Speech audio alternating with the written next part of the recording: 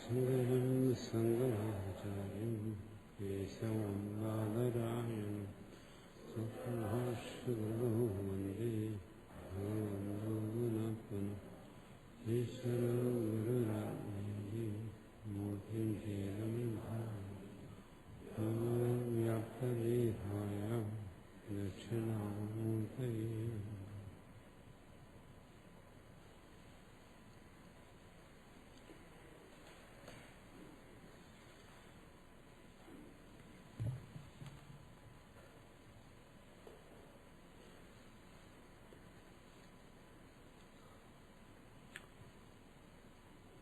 പരമ്പരയെ സ്മരിച്ചുകൊണ്ട് മാണ്ഡവ്യോപനിഷത്ത്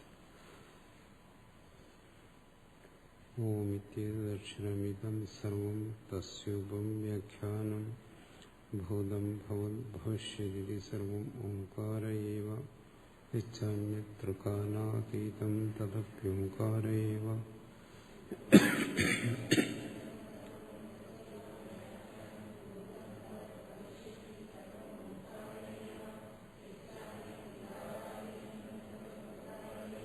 സർവം ഹ്യേതദ്ബ്രഹ്മ അയമാത്മാ ബ്രഹ്മ സ്വയമാത്മാ ചതുഷ്പാദ്.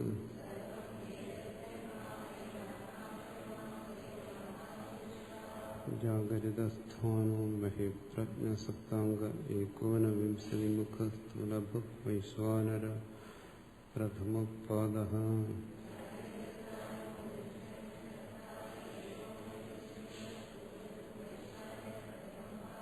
സ്വപ്നസ്ഥാനോ അന്തഃപ്രജ്ഞസപ്താംഗ ഏകോനവിംശതിമുഖ പ്രവിഭക്തഭുക് തേജസ്സു ദ്വിതീയപാദഃ.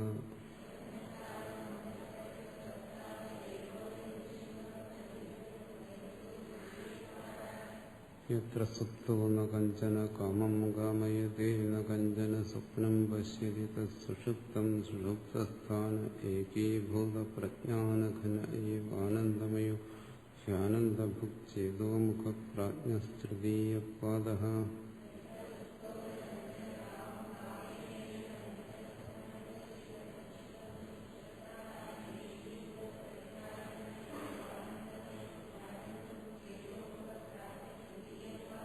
യേശ സർവേശ്വര യേശ സർവജ്ഞേഷ അന്തര്യാമി യേശ യോനിഃ സർവസ്യ പ്രഭവാപ്യയോ ഹി ഭൂതാനാം.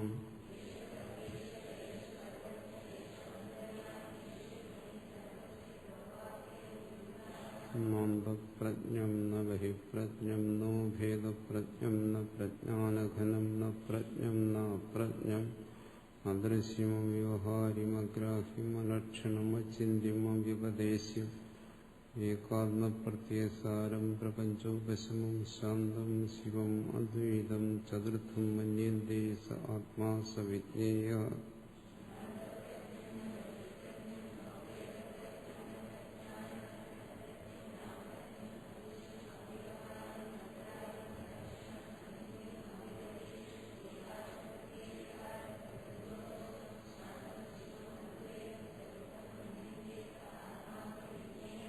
സ്വയമാത്മാധ്യക്ഷരം ഓംകാരോ അധിമാത്രം പാദ മാത്ര മാത്രാശ്ച പാദ ഉകാരോ ഉകാരോ മകാര ഇതി.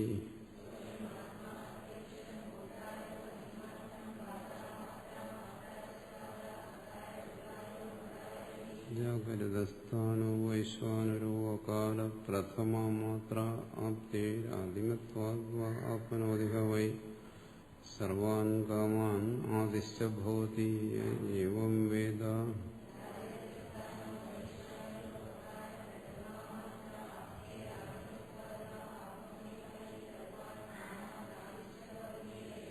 സ്വപ്നസ്ഥാനത്തൈജസ ഉകാരോ ദ്വിതീയ മാത്ര ഉത്കർഷാദ് ഉഭയത്വാദ് വാ ഉത്കർഷതി വൈ ജ്ഞാനസന്തതിം സമാനശ്ച ഭവതി നാസ്യ ബ്രഹ്മവിത് കുലേ ഭവതി ഏവം വേദ.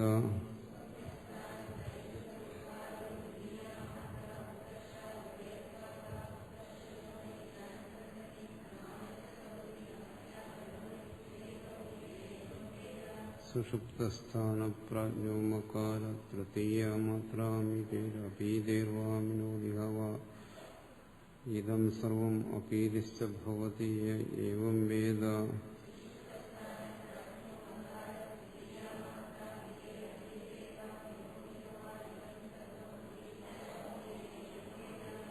മാത്രശ്ചതുർത്ഥോ വ്യൂഹോരിഹ പ്രപഞ്ചോപശമ ശിവോദ്വൈതൈവം ഓംകാര ആത്മൈവ സംവിശതി ആത്മന ആത്മാനം ഏവം വേദ.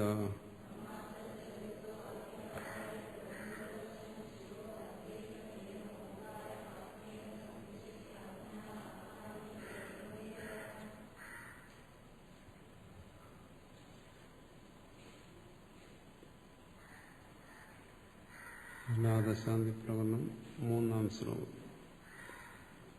ഭൂതസ്യ ജാതിമിച്ഛന്തി വാദിന കേചിദേവ ഹി അഭൂതസ്യാപരേ ധീര വിവദന്ത പരസ്പരം. കഥം ദ്വൈതിനഃ പരസ്പരം വിരുദ്ധ്യന്തേ. കഴിഞ്ഞ ഭാഗത്തിൽ ചർച്ച ചെയ്തു, അദ്വൈതിക്ക് ആരോടും തർക്കിക്കേണ്ട കാര്യമില്ല. കാരണം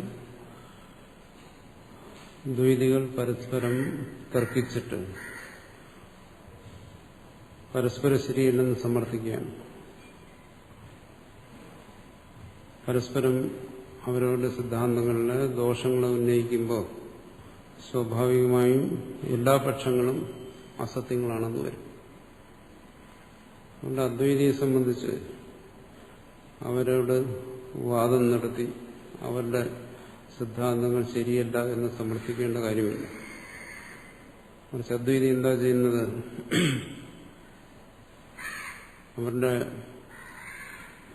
അവരുടെ ഓരോരുത്തരുടെയും സിദ്ധാന്തങ്ങൾ പരസ്പര വിരുദ്ധമാണ് എന്നുള്ള കാര്യം എടുത്തു കാണിക്കുന്നേ ഉള്ളൂ. ആ വൈരുദ്ധ്യം അവർ തന്നെ സൃഷ്ടിച്ചിട്ടുള്ളതാണ്.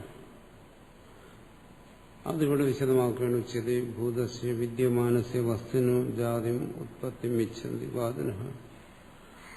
ഇവിടെ അജാതം ആണ് സിദ്ധാന്തം. സത്തായ തുര്യൻ, അതിന് ഉത്പത്തിനാശങ്ങളില്ല. അതിൽ നിന്ന് അന്യമായ മറ്റൊരു വസ്തുവില്ല, ഉണ്ടാകുകയും നശിക്കുകയും ചെയ്യുന്നു. പക്ഷെ ദ്വൈതികൾ എന്താണ് പറയുന്നത്? വിദ്യമാനസ്യ ഭൂതസ്യ വസ്തുന ജാതി ഉത്പത്തി ഇച്ഛന്തി. ഉള്ളതിൽ നിന്നുണ്ടാകുന്നു എന്നാണ് അവർ പറയുന്നത്. ഇല്ലാത്തതിൽ നിന്ന് അങ്ങനെ ഉണ്ടാകും. ഈ കാണുന്ന പ്രപഞ്ചം അത് ഉള്ള ഒന്നിൽ നിന്നുണ്ടായതാണ്. അതിന്റെ കാരണം സത്താണ്. ആ സത്തായ കാരണത്തിൽ നിന്ന് ഈ കാണുന്ന ചരാചരങ്ങളെല്ലാം ഉണ്ടായി. വിദ്യമാനസ്യ വസ്തുനോ ജാതി ഉത്പത്തി ഇച്ഛന്തി. അതാണ് ഭൂതസ്യ ജാതി ഇച്ഛന്തി. സത്തിന്റെ ഉത്പത്തിയെക്കുറിച്ച് പറയുന്നു. വാദിനഃ കേചിദേവ ഹി സാഖ്യ സർവേവ ദ്വൈതിന. ഇത് പറയുന്നത് സാഖ്യന്മാരാണ്. പ്രകൃതി സത്താണ്. ആ പ്രകൃതി പരിണമിക്കുന്നു.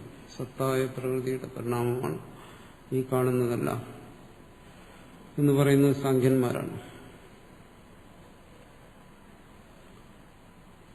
എല്ലാ ദ്വൈതികൾക്കും ഈ അഭിപ്രായമില്ല. മറ്റു ചിലരെന്താണ് പറയുന്നത്? യസ്മാത് അബോധസ്യ അവിദ്യമാനസ്യ അപരേ വൈശേഷിക നൈയായികാഃ ധീരാഃ ധീമന്തഃ പ്രാജ്ഞാഭിമാനിനഃ ഇത്യർത്ഥഃ.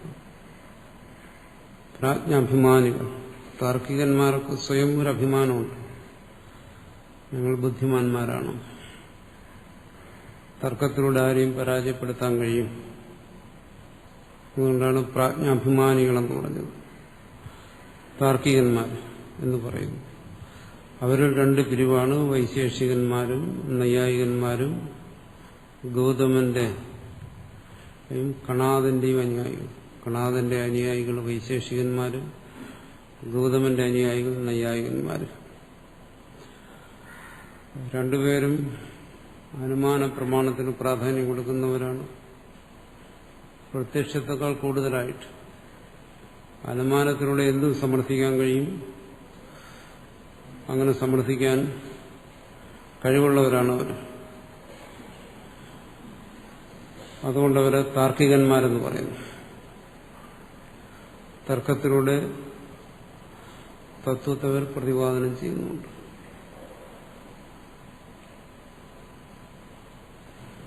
അവരെന്താണ് പറയുന്നത്? ഇല്ലായ്മയിൽ നിന്നാണ് ഇതെല്ലാം ഉണ്ടാകുന്നതെന്ന് അവർ പറയുന്നു. അതിനവർ പറയുന്ന യുക്തി എന്താണ്? ഏതൊരു വസ്തു ഉണ്ടാകുന്നതിന് തൊട്ടു മുമ്പിൽ അതിന്റെ ഇല്ലായ്മയായിരിക്കും. കാരണം ഉള്ളതാണെങ്കിൽ പിന്നെ ഉണ്ടാകേണ്ട കാര്യമില്ലല്ലോ. സംഖ്യന്മാരെന്താണ് പറയുന്നത്? ഉള്ളതിൽ നിന്ന് തന്നെ ഉണ്ടാകുന്നു. അപ്പോൾ താർക്കികന്മാർ ചോദിക്കുന്നത് ഉള്ളത് പിന്നെ എന്തിനുണ്ടാകണം എന്നാണ്. അപ്പോൾ സംഖ്യന്മാർ ചോദിക്കുന്നത് ഇല്ലാത്തത് പിന്നെ എങ്ങനെ ഉണ്ടാകും? ഇതാണ് ഇവർ തമ്മിലുള്ള അഭിപ്രായ വ്യത്യാസം. അപ്പോൾ ഇല്ലാത്തത് ഉണ്ടാകാൻ കഴിയില്ല, അതുകൊണ്ട് ഉള്ളത് തന്നെ ഉണ്ടാകുന്നു. ഉള്ളത് രൂപാന്തരം പ്രാപിക്കുന്നു. അതാണ് അവരുടെ പരിണാമ സിദ്ധാന്തം. വേറെ രൂപത്തിൽ പ്രാപിക്കുന്നു, അല്ലെങ്കിൽ അത് പ്രകടമാകും. മണ്ണിൽ കുടമുണ്ട്, നേരത്തെ തന്നെ ഉള്ളത് തന്നെ. ഇല്ലാതിരുന്നെങ്കിൽ എന്തുകൊണ്ട് മറ്റു വസ്തുക്കളിൽ നിന്ന് കുടം ഉണ്ടാകുന്നില്ല? വെള്ളത്തിൽ നിന്ന് എന്തുകൊണ്ട് കുടം ഉണ്ടാകുന്നില്ല? അപ്പോൾ കുടമുള്ളിടത്തുനിന്നേ കുടത്തിനുണ്ടാകാൻ പറ്റും.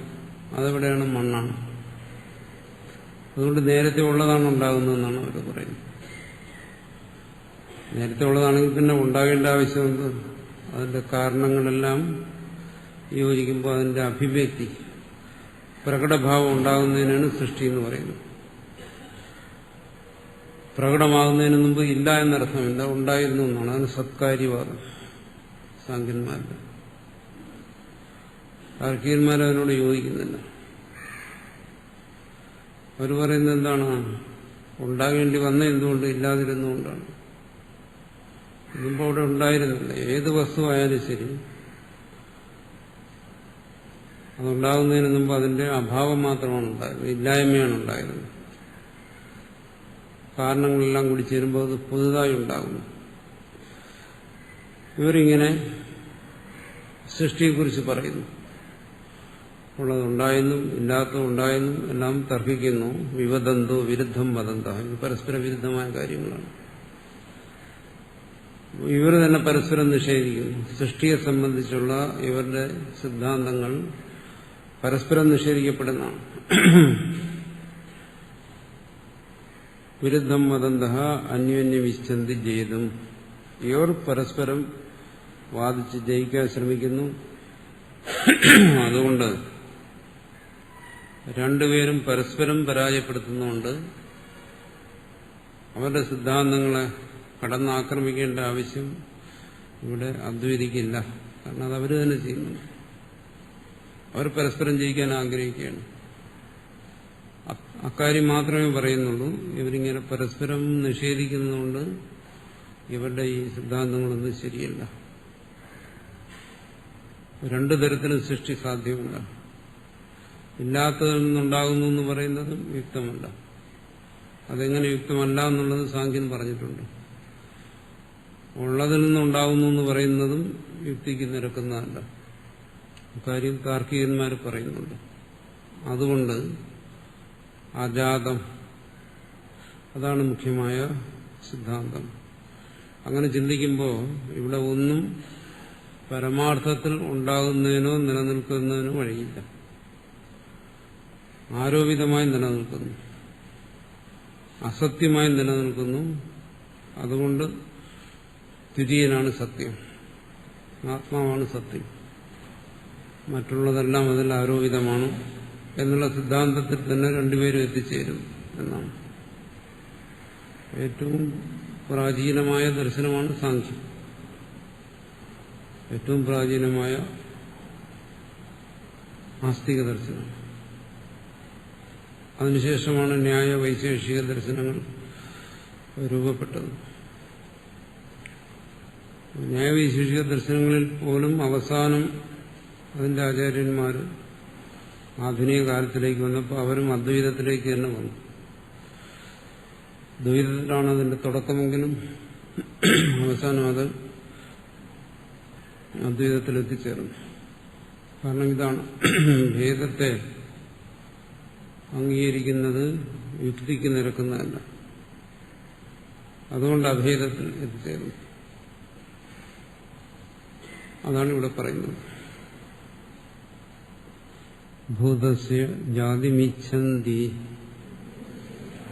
വാദിന കേചിദേവ ഹി അഭൂതസ്യാപരേ ധീര വിവദന്ത പരസ്പരം ഭൂതം ന ജായതേ കിഞ്ചിത് അഭൂതം നൈവ ജായതേ വിവദന്തോ ദ്വയാഹ്യേവം അജാതിം ഖ്യാപയന്തി തേ തൈരൈവം വിരുദ്ധവദനേന അന്യോന്യപക്ഷപ്രതിഷേധം കുർവദ്ധി കിം ഖ്യാപിതം ഭവതി. ഇവർ, ഈ രണ്ടു കൂട്ടരും, ഇവരാണ് മുഖ്യമായ രണ്ട് ദാർശനികന്മാർ. ആസ്തിക ദർശനങ്ങളിൽ മുഖ്യം ഇവർ തന്നെയാണ്. വിരുദ്ധവദനേന, ഇവർ പരസ്പര വിരുദ്ധമായ കാര്യങ്ങൾ പറയുന്നു. അന്യോന്യപക്ഷ പ്രതിഷേധം കുർവദ്ധി, പരസ്പരം നിഷേധിക്കുന്നു. കിം ഖ്യാപിതം ഭവതി, ഇവരെന്താണ് ഇങ്ങനെ നിഷേധിച്ചിട്ട് പ്രഖ്യാപിക്കുന്നത്?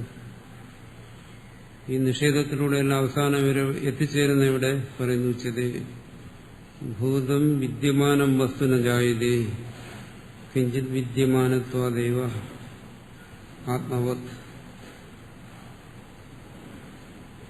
ഉള്ള ഒന്ന് ഉണ്ടാകേണ്ട കാര്യമില്ല.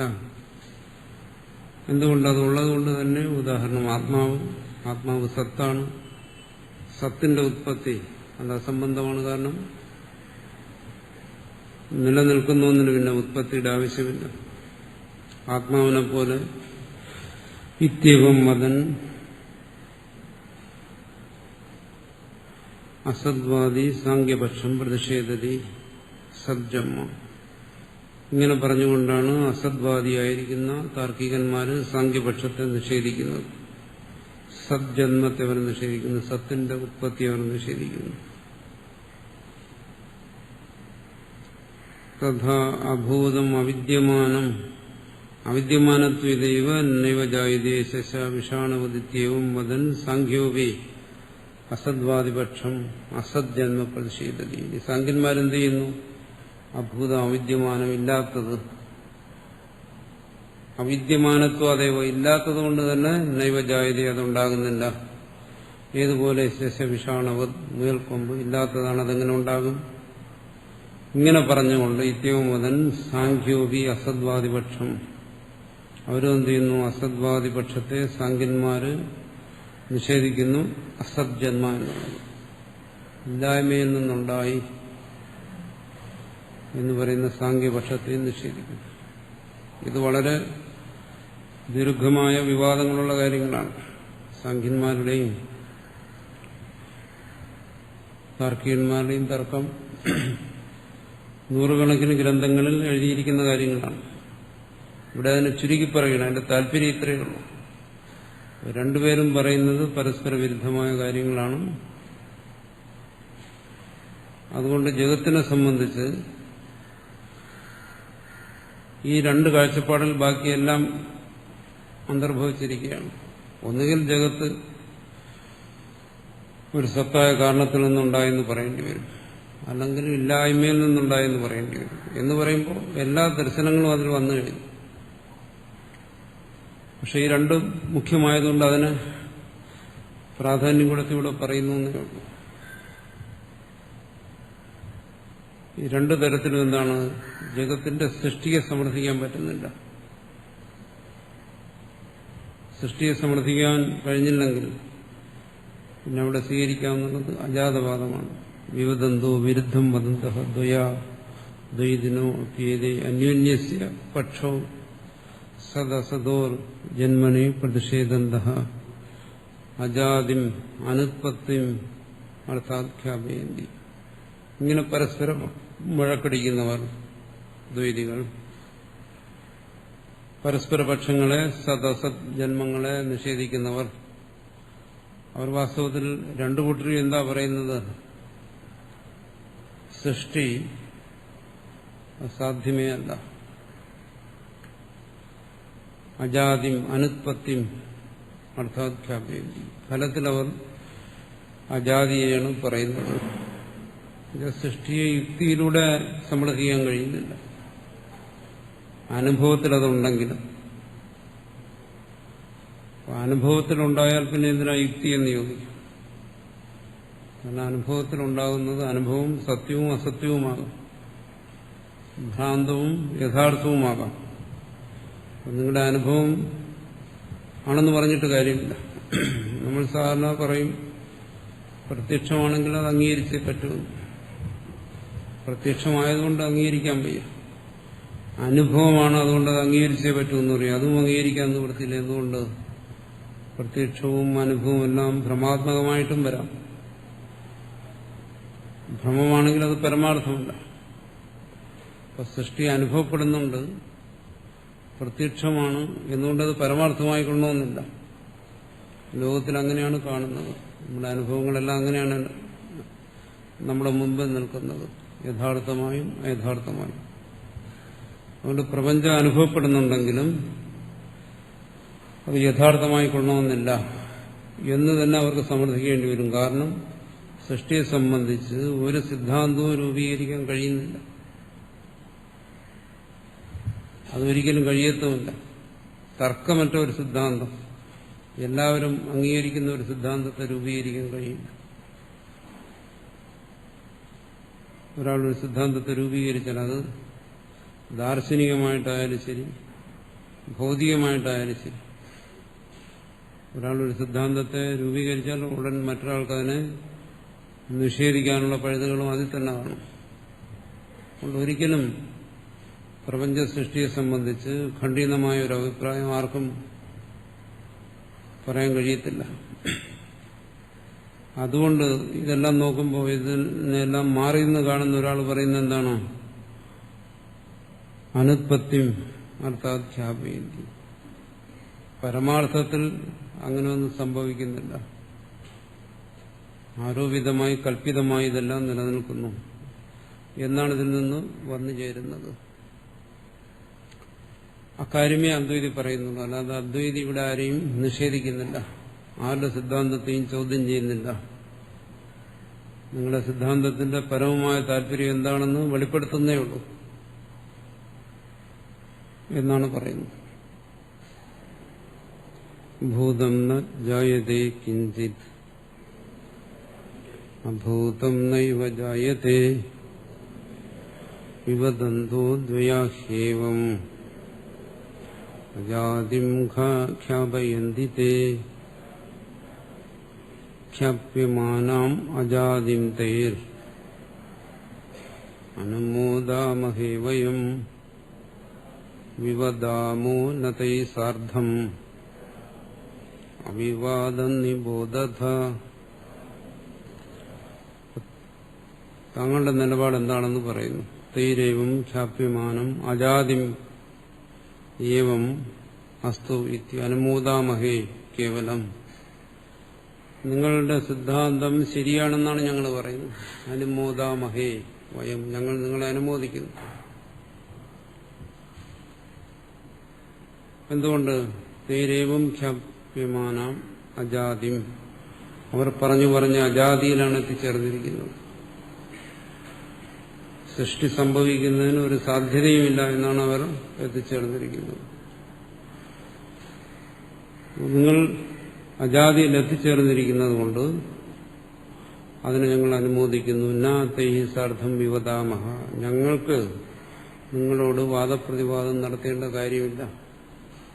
അദ്വൈതിക്ക് മറ്റാരോടും വാദപ്രതിവാദം നടത്തേണ്ട കാര്യമില്ല.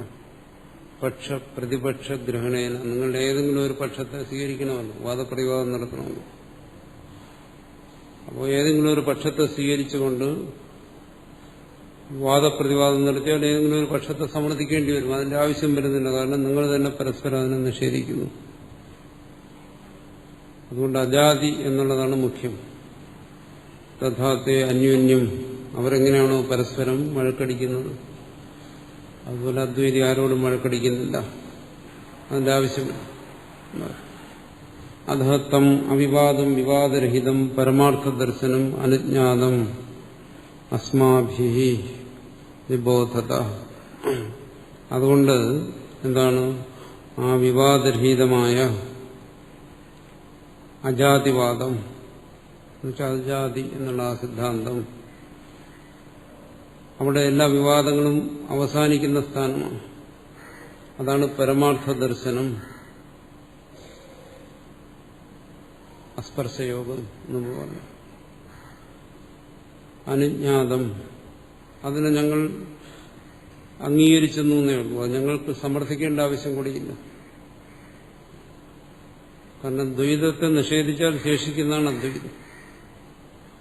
ദ്വൈതത്തെ ആരും നിഷേധിക്കുന്നു? ദ്വൈതികൾ തന്നെ പരസ്പരം നിഷേധിക്കുന്നു.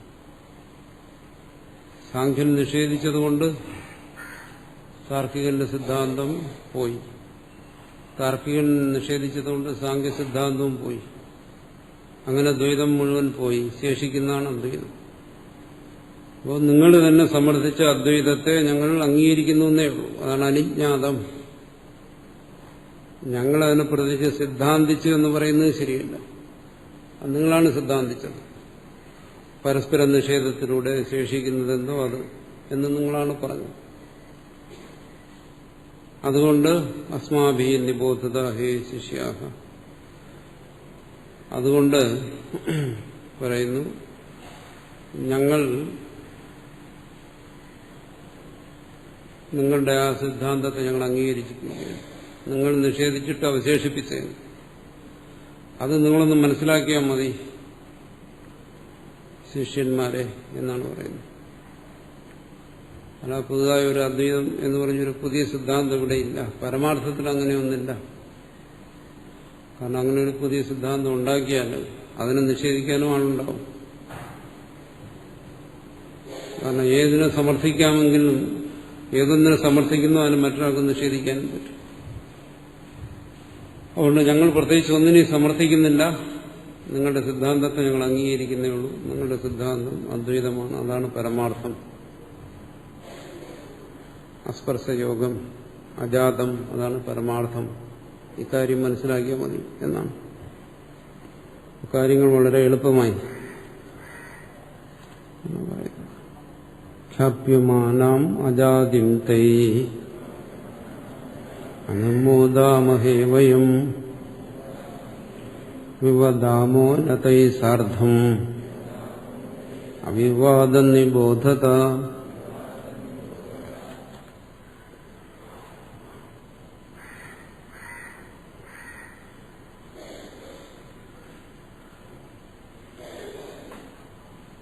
ഈ ഭാഗങ്ങളെല്ലാം മുമ്പ്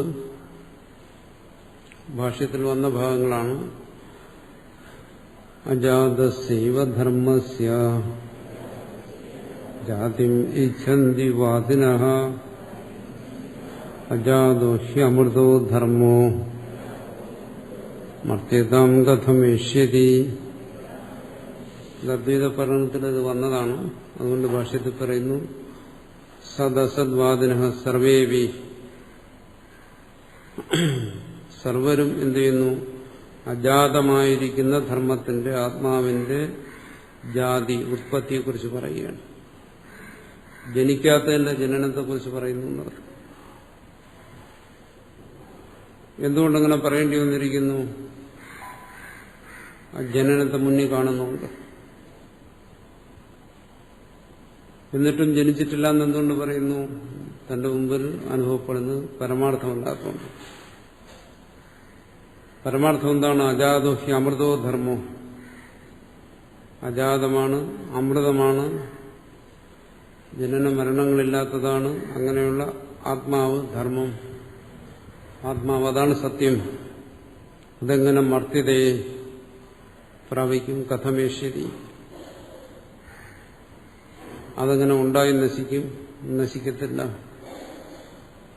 പുരസ്താത്കൃത ഭാഷയെ ശ്ലോക, ഇതെല്ലാം മുമ്പ് വ്യാഖ്യാനിച്ച കാര്യങ്ങളാണ്. ഒന്നുകൂടി ഓർമ്മിപ്പിക്കാൻ വേണ്ടി പറയുകയാണ്. വീണ്ടും ആരുടെയെങ്കിലും മനസ്സ് ദ്വൈതത്തിൽ തന്നെ ഉറച്ചു നിൽക്കുകയാണെങ്കിൽ അത് വെറുതെയാണെന്ന് കാണിക്കാൻ വേണ്ടി പറയുകയാണ്. അതിൽ കാര്യമില്ല. ആ മനസ്സ് അദ്വൈതത്തിൽ തന്നെ എത്തിച്ചേരണം, അജാതത്തിൽ തന്നെ എത്തിച്ചേരണം. അതിനുവേണ്ടി പറയുകയാണ്. പറഞ്ഞല്ലോ നമ്മൾ കഴിഞ്ഞ ദിവസം, ഇതെല്ലാം മനസ്സിന്റെ വികല്പങ്ങളെ മാറ്റാൻ വേണ്ടിയിട്ടാണ്. അദ്വൈതത്തെ പരമാർത്ഥ ദർശനമായി ഒരാളെ ബോധ്യപ്പെടുത്തിയാലും അയാളുടെ മനസ്സിൽ ദ്വൈത വികല്പങ്ങൾ വന്നുകൊണ്ടേയിരിക്കും. അപ്പോൾ ആ ദ്വൈത വികല്പങ്ങളെ ആവർത്തിച്ച് ആവർത്തിച്ച് നിഷേധിക്കുകയുള്ളൂ. അതാണ് അദ്വൈതത്തെ ഉറപ്പിക്കുന്നതിനുള്ള ഒരു വഴി. ദ്വൈതമിഥ്യാത്വ ബോധനം എന്ന് പറയും. അദ്വൈതത്തെ വിശേഷിച്ച് ബോധിക്കാനൊന്നുമില്ല. അപ്പോൾ അതിനുവേണ്ടി ഇത് ആവർത്തിക്കുന്നു എന്നാണ്. അദ്വൈത നിഷ്ഠ വരുന്നതുവരെ ഇത് ആവർത്തിച്ചേ പറ്റും. അതുകൊണ്ട് വീണ്ടും അക്കാര്യത്തെ ഒന്നുകൂടി ഓർമ്മിപ്പിക്കുകയാണ്. അജാതസ്യൈവ ധർമ്മസ്യ ജാതിം ഇച്ഛന്തി വാദിനഃ അജാതോ ഹ്യമൃതോ ധർമ്മോ മർത്യതാം കഥമിഷ്യതി ന ഭവത്യമൃതം മർത്യം ന മർത്യമമൃതം തഥാ പ്രകൃതേരന്യഥാ ഭാവോ ന കഥഞ്ചിത് ഭവിഷ്യതി. ഈ വിഭാഗങ്ങളെല്ലാം മുമ്പ് വ്യാഖ്യാനിച്ചതാണ്. അതുകൊണ്ട് ഭാഷ്യകാരനൂടെ കൂടുതലായി വ്യാഖ്യാനിക്കുന്നില്ല. ഉക്താർത്ഥാനാം ശ്ലോകാനാം ഇഹ ഉപന്യാസഃ. മുമ്പ് പറഞ്ഞ ശ്ലോകങ്ങൾ തന്നെ ഈ അർത്ഥം, ഈ ശ്ലോകങ്ങൾ ഇതുപോലെ അല്ലെങ്കിൽ ഇതിന്റെ അർത്ഥങ്ങളെല്ലാം മുമ്പ് പറഞ്ഞിട്ടുണ്ട്. വീണ്ടും അതിനെ പറയുന്നു ഇഹ ഉപന്യാസ. വീണ്ടും അതിനൂടെ നിർദ്ദേശിക്കുന്ന എന്തിനു വേണ്ടി? പരവാദി പക്ഷാണാം അന്യോന്യ വിരോധഖ്യാപിത അനുമോദന പ്രദർശനാർത്ഥം. മുമ്പ് ഇത് പറഞ്ഞത് ആ തത്വത്തെ ബോധിപ്പിക്കാൻ വേണ്ടി. ഇത് വീണ്ടും ഇവിടെ പറയുന്നത് ഈ ദ്വൈതികൾ പരസ്പരം തന്നെ നിഷേധിക്കുന്നു എന്ന് കാണിക്കാൻ വേണ്ടിയിട്ട്.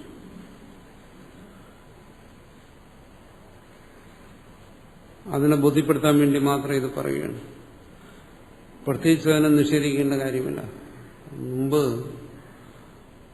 അദ്വൈതം തന്നെ ദ്വൈതിയെ നിഷേധിച്ചിട്ടുണ്ട്. എന്നിട്ടിപ്പോൾ പറയുന്നത് അങ്ങനെ ഒരു നിഷേധത്തിന്റെ ആവശ്യം വാസ്തവത്തിൽ വരുന്നില്ല. കാരണം നിങ്ങൾ പരസ്പരം നിഷേധിക്കുന്നു. പരസ്പരം നിഷേധിക്കുന്നവരെ എന്തിനും ഞങ്ങൾ നിഷേധിക്കുന്നു? അക്കാര്യം പറയുന്നതിന് വേണ്ടിയിട്ടാണ് ഇതിനെ വീണ്ടും പറയുന്നത്. അദ്വൈതിക്കു ആരെയും ഒന്നിനെയും ഖണ്ഡിക്കേണ്ട കാര്യമില്ല എന്ന് പറയാൻ വേണ്ടിയിട്ടാണ്.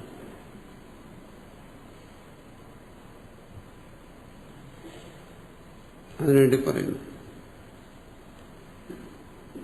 ന ഭവത്തി അമൃതം മർത്യം ന മർത്യം അമൃതം. നശിക്കാത്ത ഒന്ന് ഒരിക്കലും നാശത്തെ പ്രാപിക്കത്തില്ല. നശിക്കുന്നതൊന്നും നാശമില്ലാത്ത അവസ്ഥയും പ്രാപിക്കത്തില്ല. കാരണം പ്രകൃതി എന്ന് പറഞ്ഞ ഒരു വസ്തുവിന്റെ സ്വഭാവം, സ്വരൂപം, അതിന് മാറ്റം എന്ന് പറയുന്നത് ഒരിക്കലും സംഭവിക്കത്തില്ല. അതടുത്തിന് വിശദീകരിച്ച് പറഞ്ഞു. ആത്മാവിന് മാറ്റം സംഭവിക്കില്ല എന്നുള്ളതല്ല. ഈ കാണുന്ന പ്രകൃതിക്ക് ഓരോ സ്വഭാവമുണ്ട്. അതിന് പോലും മാറ്റം സംഭവിക്കുന്നില്ല. പറയും അഗ്നിയുടെ ചൂട് അതിൽ നിന്ന് മാറുന്നില്ലല്ലോ. ഒരു വസ്തുവിന്റെയും പ്രകൃതിക്ക് മാറ്റം സംഭവിക്കുന്നുണ്ടെങ്കിൽ എങ്ങനെ ഇവിടെ സൃഷ്ടി ഉണ്ടാവും? പരമാർത്ഥത്തിലുള്ള സത്തിൽ നിന്നോ അസത്തിൽ നിന്നോ എങ്ങനെ സൃഷ്ടി ഉണ്ടാകും? അതിനുള്ള യാതൊരു സാധ്യതയുമില്ല എന്നാണ്. ന ഭവത്തി അമൃതം മർത്യം ന മർത്യം അമൃതം തഥാ പ്രകൃതേരന്യഥാ ഭാവോ ന കഥഞ്ചിത് ഭവിഷ്യതി സ്വഭാവേനാമൃതോ യസ്യ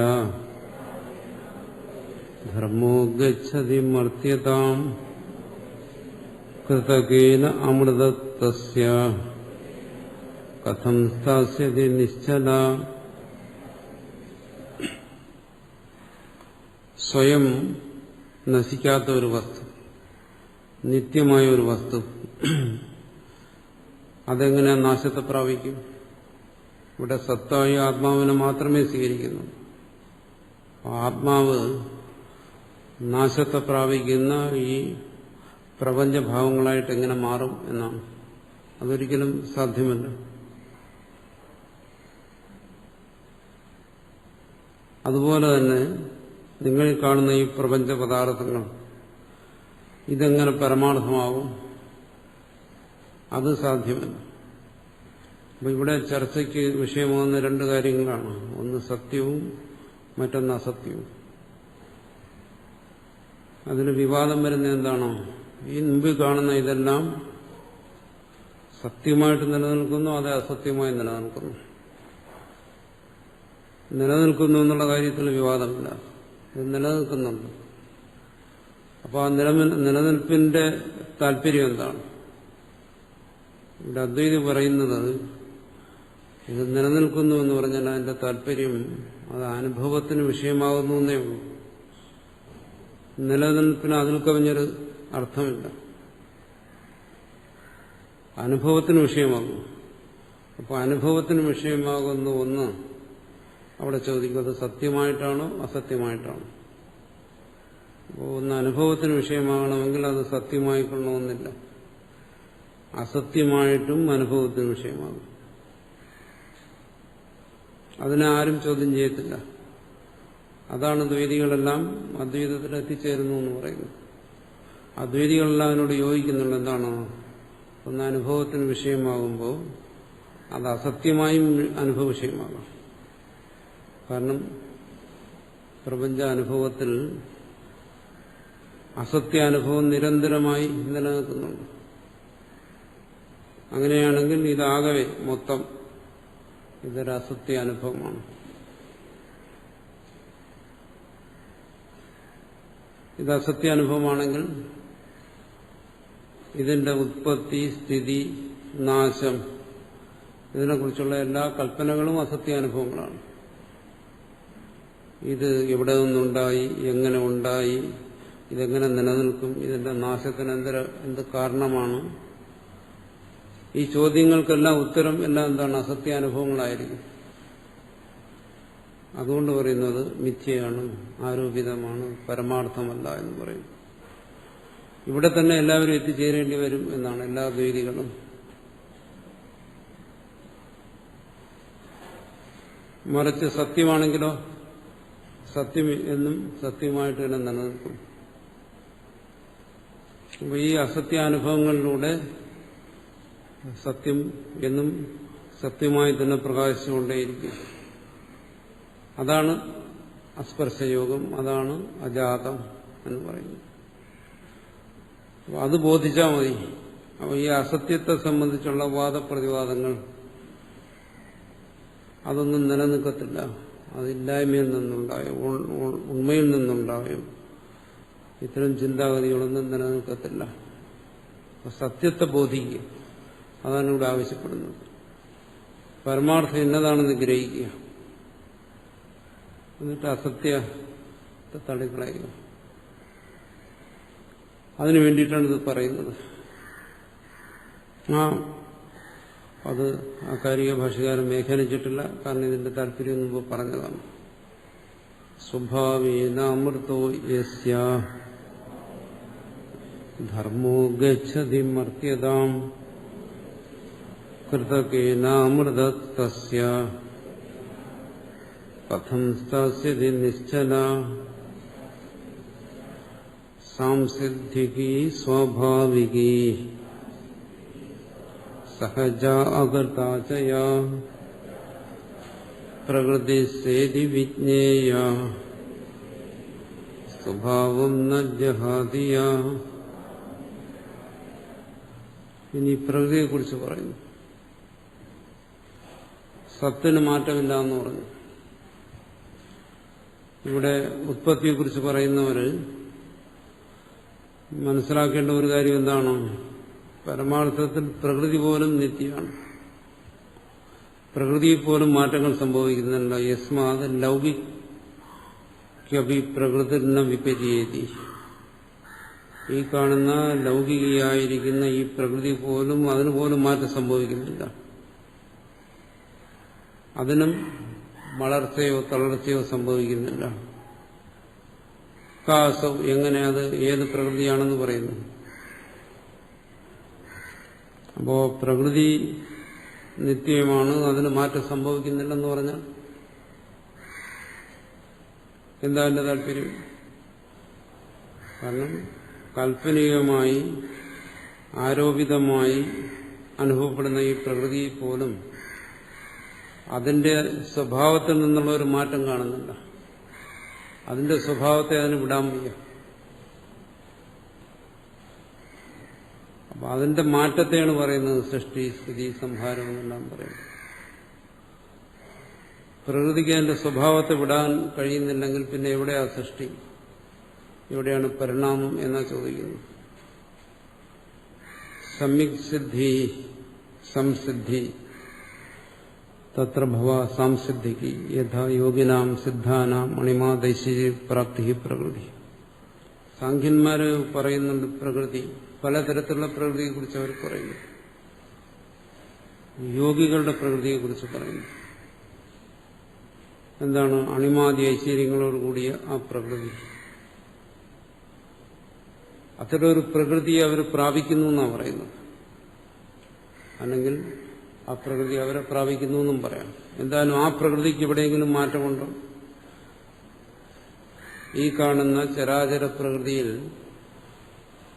അതിൽ തന്നെ ഇരിക്കുന്ന ഈ അണിമാദി ഐശ്വര്യ രൂപത്തിലുള്ള ആ പ്രകൃതി, യോഗികളുടെ പ്രകൃതി, അതെപ്പോഴെങ്കിലും അതല്ലാതായി മാറുന്നുണ്ടോ? ഇല്ല എന്നാണ്. ഒരു യോഗിയിൽ അല്ലെങ്കിൽ മറ്റൊരു യോഗിയിൽ അത് അനാദി അനന്തമായി അത് പ്രകടമായിക്കൊണ്ടേയിരിക്കും. അതിനെ നമ്മൾ അലൗകിക പ്രകൃതി എന്ന് പറയുന്നു. സാധാരണ ജീവന്മാരെ സംബന്ധിച്ചിടത്തോളം അത് അതീന്ദ്രിയ പ്രകൃതിയാണ്. ആ പ്രകൃതിക്ക് എവിടെ മാറ്റം വരുന്നു, ആ പ്രകൃതി ആരും മാറ്റുന്നു. അപ്പം ആ ഒരു പ്രകൃതിക്കും മാറ്റമില്ല. അതാണ് സിദ്ധാനാം അണിമാദേശീയ പ്രാപ്തി പ്രകൃതി. സഭൂത ഭവിഷ്യത് കാലയോരവി യോഗിനാം ന വിപരീതി. അനാദികാലമായി യോഗികളിൽ ഇത്തരം പ്രകൃതികൾ കാണുന്നു. അത് അനന്തമായി കണ്ടുകൊണ്ടേയിരിക്കും. ആ പ്രകൃതിക്ക് എവിടെയാ മാറ്റം സംഭവിക്കുന്നത്? ഏത് പ്രകൃതിയാണ് നിങ്ങൾ പരിണമിക്കുന്നു, മാറുന്നു, ഉത്പന്നമാകുന്നു എന്നെല്ലാം പറയുന്നത്? അണിമാദേശീയ പ്രകൃതിക്ക് മാറ്റം വന്നു കഴിഞ്ഞാൽ ഏതെങ്കിലും ഒരു യോഗി അത്തരം പ്രകൃതിയെ പ്രാപിച്ചിട്ട് അണിമാദി ഐശ്വര്യങ്ങൾ കൂടാതെ ഇരിക്കണം. അങ്ങനെ സംഭവിക്കാൻ വഴിയില്ല. യോഗികൾ എല്ലാ കാലഘട്ടത്തിലും ഉണ്ട്. അവിടെ എല്ലാ അണിമാദി ഐശ്വര്യങ്ങളും കാണുന്നുണ്ട്. ആ ഒരു പ്രകൃതിക്ക് മാറ്റമില്ല. ഒരുപക്ഷെ നിങ്ങൾ ആ പ്രകൃതിയെ കണ്ടെത്തിയില്ല എന്ന് വരാം, ആ പ്രകൃതി നിങ്ങളെ പ്രാപിച്ചില്ല എന്ന് വരാം. പക്ഷെ ആ പ്രകൃതിയെ നിഷേധിക്കാൻ വയ്യ. കാരണം യോഗികൾ എല്ലാ കാലത്തും നിലനിൽക്കുന്നുണ്ട്. അതുകൊണ്ട് ആ പ്രകൃതിക്ക് മാറ്റമില്ല. തഥൈവ സ എന്നും ആ പ്രകൃതി ഒരുപോലെ അണിമാദേശീര്യങ്ങൾ എന്നും ഒരുപോലെ നിലനിൽക്കുന്നു. തഥാ സ്വാഭാവികി ദ്രവ്യസ്വഭാവത ഏവ യഥാ അജ്ഞാദീനാം ഉഷ്ണപ്രകാശാദിലക്ഷണ സ്ഥാപിന കാലാന്തര വിഭജന ദേശാന്തര. ഇനി ലൗകികമായ പ്രകൃതി എടുത്തു നോക്കുക. അഗ്നി ചൂടോടെ ഇരിക്കുന്നു, ജലം ശീതമായിരിക്കുന്നു, ഭൂമി കഠിനമായിരിക്കുന്നു, വായു ചലിച്ചുകൊണ്ടിരിക്കുന്നു. ഇതെല്ലാം ഈ പ്രകൃതികളുടെ സ്വഭാവമാണ്. ഇതിനെവിടെയെങ്കിലും മാറ്റം കാണുന്നുണ്ട്? ഏതെങ്കിലും ഒരു കാലത്ത് ഏതെങ്കിലും ഒരു ലോകത്തിൽ ഈ വസ്തുക്കൾ നിലനിൽക്കുമ്പോൾ ഈ വസ്തുക്കളുടെ പ്രകൃതിക്ക് മാറ്റം കാണുന്നില്ല. പിന്നെ ഏത് പ്രകൃതിക്കാണ് മാറ്റം വന്നിട്ടിവിടെ സൃഷ്ടി ഉണ്ടാകുന്നതെന്നാണ് ചോദിക്കുന്നത്. തഥാ സഹജ ആത്മന സഹൈവ ജാത യഥാ പക്ഷാദീനം ആകാശഗമനാദിലക്ഷണം. ഇനി മറ്റൊരു പ്രകൃതി കാണാം. വസ്തുവിശേഷങ്ങൾ, ഓരോ പ്രാണികളുടെയും സ്വഭാവവിശേഷങ്ങൾ. പക്ഷികൾ ആകാശത്തിലൂടെ സഞ്ചരിക്കുന്നു, മത്സ്യം ജലത്തിൽ ജീവിക്കുന്നു, മനുഷ്യൻ കരയിൽ ജീവിക്കുന്നു. ഓരോ പ്രാണികൾക്കും ഓരോ സ്വഭാവവിശേഷങ്ങൾ. അതിനെ നമ്മൾ പ്രകൃതി എന്ന് പറയുന്നത്. ഇതെല്ലാം പ്രകൃതിയിലാണ്. ഈ പ്രകൃതിക്ക് എവിടെയെങ്കിലും മാറ്റമുണ്ടോ? പക്ഷിക്ക് ആകാശത്തിലൂടെ സഞ്ചരിക്കാൻ കഴിയാതിരിക്കുക, മത്സ്യത്തിന് ജലത്തിൽ ജീവിക്കാൻ കഴിയാതിരിക്കുക, ഇതിങ്ങനെ സംഭവിക്കുന്നില്ല. ഇതിനെയൊക്കെയാണ് നമ്മൾ പ്രകൃതി എന്ന് പറയുന്നത്. അതിനും മാറ്റം കാണുന്നില്ല. അന്യാപിയാ കാചിത് അകൃത കേനചിത് നകൃത യഥ അപാം നിമ്നദേശഗമനാദി ലക്ഷണം. അതുപോലെ മറ്റു വസ്തുക്കളുടെ സ്വഭാവങ്ങൾ അത് മനുഷ്യരാരും സൃഷ്ടിച്ചതല്ല. അതിന്റെ സൃഷ്ടികർത്താക്കളായി നമ്മളാരെയും കാണുന്നുമില്ല. പക്ഷെ വസ്തുവിൽ അത്തരം സ്വഭാവവിശേഷങ്ങൾ കാണുന്നു. ഉദാഹരണം പറയുന്നു, വെള്ളം താഴേക്ക് ഒഴുകുന്നു. വെള്ളം ഒരിക്കലും മേലോട്ട് ഒഴുകുന്ന കാണുന്നില്ല. അതാ വസ്തുവിന്റെ പ്രകൃതി എന്ന് പറയാം. ഓരോ വസ്തുവിനും ഇരിക്കുന്ന പ്രകൃതി. നേരത്തെ പറഞ്ഞ പോലെ അഗ്നിയുടെ ഉഷ്ണം പോലെ ഇതിനും മാറ്റം കാണുന്നില്ല. അപ്പൊ എവിടെയാണ് പ്രകൃതിയിൽ മാറ്റം വരുന്നത്? ഇനി ഏത് പ്രകൃതിയാണോ ഒന്ന് മാറി മറ്റൊന്നായി ഇവിടെ അനുഭവപ്പെടുന്നത്? അന്യാപിയാക്കാജി സ്വഭാവം ന ജഹാതി സർവപ്രകൃതി ഇത് വിജ്ഞേയ ലോകേ. അപ്പോൾ പ്രകൃതി എന്ന് പറഞ്ഞാൽ എന്താണ് അതിന്റെ അർത്ഥം തന്നെ? ഏതൊരു വസ്തുവാണോ അതിന്റെ സ്വഭാവത്തെ വിടാത്തത്, അതാണ് പ്രകൃതി എന്ന് പറയുന്നത്. അപ്പോൾ പ്രകൃതിയുടെ നിർവചനം തന്നെ എന്താണ്? സ്വന്തം സ്വഭാവത്തെ വിടാത്തത്, അതാണ് പ്രകൃതി. അങ്ങനെയാണെങ്കിൽ ഈ പ്രകൃതിയിൽ മാറ്റം വന്നു പുതിയ സൃഷ്ടി വരുന്നു എന്നെല്ലാം നിങ്ങൾ പറയുന്ന സംബന്ധമാണ്. പ്രകൃതിയുടെ താല്പര്യം തന്നെ എന്താണ്? സ്വസ്വഭാവത്തിൽ നിന്ന് ഒരിക്കലും മാറാത്തതെന്നാണ്.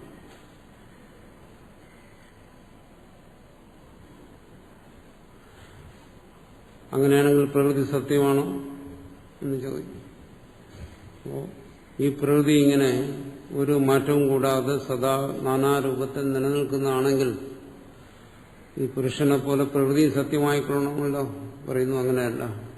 മിഥ്യാകൽപ്പിതേഷു ലൗകികേഷു ഹി വസ്തുഷു പ്രകൃതി അന്യതാഭവതി. ഈ കാണുന്ന സർവവും എന്താണ്? മിഥ്യാകൽപ്പിതമാണ്. തുര്യൻ തന്നെ ചിത്തസ്പന്ദനം കൊണ്ട് തന്നെ ആരോപിച്ചിരിക്കുന്നതാണ്, ആരോപിതമായി അനുഭവപ്പെടുന്നതാണ്. ഈ ലൗകികമായി കാണപ്പെടുന്ന സർവപ്രകൃതികളും അത് ഒരിടത്തും അതിന് മാറ്റവും കാണുന്നില്ല. പ്രകൃതി അന്യഥാഭവതി, പ്രകൃതിക്കൊരു മാറ്റം വരുന്നില്ല. ഇതിങ്ങനെയായിരിക്കെ കിമിതാജ സ്വഭാവേഷു പരമാർത്ഥ വസ്തുഷു അമൃതത്വ ലക്ഷണ പ്രകൃതി അന്യഥാഭവതി. അങ്ങനെയാണെങ്കിൽ ഇവിടെ ഈ ബാഹ്യമായി കാണുന്ന ഈ പ്രകൃതി, ആരോപിതമായി കാണുന്ന ഈ പ്രകൃതി, അതിൽ പോലും ഒരു മാറ്റം സംഭവിക്കുന്നുണ്ടെങ്കിൽ അജസ്വര സ്വഭാവത്തിലുള്ള പരമാർത്ഥ വസ്തുവായിരിക്കുന്ന അമൃതസ്വരൂപത്തിലുള്ള ആത്മാവായ പ്രകൃതി, അതിനെങ്ങനെ മാറ്റം വരും? അതിന് മാറ്റം വരത്തില്ല. അതിന് മാറ്റം വരുന്നില്ലെങ്കിൽ പിന്നെ എവിടെയാ സൃഷ്ടി സംഭവിച്ചിരിക്കുന്നത്? ബാഹ്യമായ പ്രകൃതിക്കും മാറ്റമില്ല, ആന്തരികമായിരിക്കുന്ന ആത്മസ്വരൂപമായ പ്രകൃതിക്കും മാറ്റമില്ല. പിന്നെ സൃഷ്ടിയെക്കുറിച്ച്, സൃഷ്ടി പരമാർത്ഥമാണെന്ന് എങ്ങനെ പറയാൻ കഴിയും? പരമാർത്ഥത്തിലൊരു മാറ്റം എവിടെയാ സംഭവിക്കുന്നത്? സംഭവിക്കുന്നില്ല എന്നതാണ്. ഈ പ്രപഞ്ചത്തിൽ കാണുന്ന മാറ്റങ്ങളോ അതെല്ലാം പ്രകൃതിയിലുള്ള ആരോപണങ്ങൾ മാത്രമാണ്, പരമാർത്ഥമല്ല. പ്രകൃതിക്ക് ഒരിക്കലും അതിന്റെ സ്വഭാവത്തെ വെടിയാൻ കഴിയില്ല. വെടിഞ്ഞാൽ പിന്നെ പ്രകൃതിയേ ഇല്ല. സത്വരജസ്തമോ ഗുണങ്ങളെ വെടിഞ്ഞിട്ട് പ്രകൃതിക്ക് നിൽക്കാൻ കഴിയും? ഒരിക്കലും കഴിയത്തില്ല എന്നർത്ഥം. അതുകൊണ്ട് പ്രകൃതിക്കും മാറ്റം വരുന്നില്ല, പുരുഷനും മാറ്റം വരുന്നില്ല. ഇതാണ് പരമാർത്ഥം. അതാണ് പരമാർത്ഥ ലക്ഷണ പ്രകൃതി അന്യതാഭവതി. ഇതാണ് മനസ്സിൽ ഉറക്കേണ്ട കാര്യം എന്നാണ്. സംസിദ്ധിക്ക് സ്വാഭാവികി സഹജ അകൃതാചയ പ്രകൃതി സേതി വിജ്ഞേയ സ്വഭാവം ന ജഹാതിയ.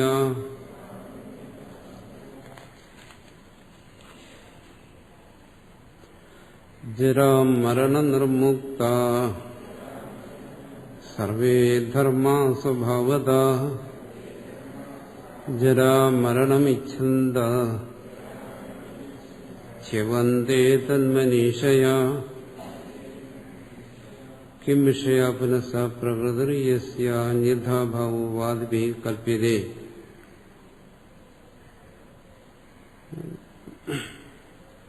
ഇനി ജീവപ്രകൃതിയെക്കുറിച്ച് പറയുകയാണ്.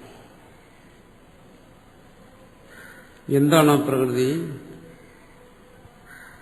എല്ലാവരും പറയുന്നുണ്ടല്ലോ പ്രകൃതിക്ക് മാറ്റം വരുന്നു, പ്രകൃതിക്ക് പരിണാമം വരുന്നു. ഇവിടെ സൂക്ഷ്മമായി ചിന്തിച്ചപ്പോൾ പ്രകൃതിക്ക് ഒരിടത്തും മാറ്റം വരുന്നുമില്ല. അപ്പോൾ ഈ താർക്കികന്മാരും സാഖ്യന്മാരും എല്ലാം പറയുന്ന ഏതാണ് ആ പ്രകൃതി? ജരാമരണ നിർമുക്ത, ജരാമരണാദി സർവവിക്രിയാവർജിത. പരമാർത്ഥത്തിൽ ഈ പ്രകൃതി ധർമ്മങ്ങൾ എന്ന് പറയുന്നത് ആത്മാവ് തന്നെയാണ്. അത് ജരാമരണ ക്രിയാരഹിതമാണ്. പ്രകൃതിക്ക് അന്യതാഭാവം വരുന്നില്ല എന്ന് പറഞ്ഞാൽ അതിനെ ചോദ്യം ചെയ്യാം. എന്തുകൊണ്ട്? ഒരു കുഞ്ഞ് ജനിക്കുന്നു, അത് വളരുന്നു, ജരാമരണങ്ങളെല്ലാം പ്രാപിക്കുന്നു, നശിക്കുന്നു. അപ്പോൾ അവിടെ അന്യതാഭാവം വന്നല്ലോ. വസ്തുവിന്റെ സ്വഭാവം മാറുന്നില്ല, ശരി തന്നെ. അഗ്നി അല്ലാതായി മാറുന്നില്ല. പക്ഷേ വസ്തുക്കളിൽ ബാഹ്യമായ പരിണാമം കാണുന്നുണ്ടല്ലോ. അതിനാണ് പറയുന്നത്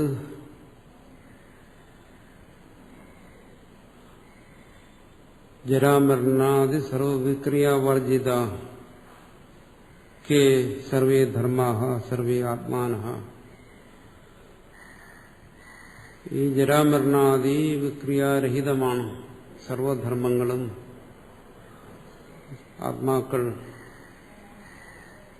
ഓരോ ആത്മാവും ഓരോ ശരീരത്തിനും ഉള്ളിലിരിക്കുന്ന ആത്മാക്കൾ എന്നുവെച്ചാൽ ശരീരഭേദം കൊണ്ട് ഓരോ ആത്മാവെന്ന് പറയുകയാണ്. വാസ്തവത്തിൽ അതൊന്നാണെങ്കിലും അതതിന്റെ സ്വഭാവമാണ്. അതാണ് പ്രകൃതി എന്ന് പറയുന്നത്.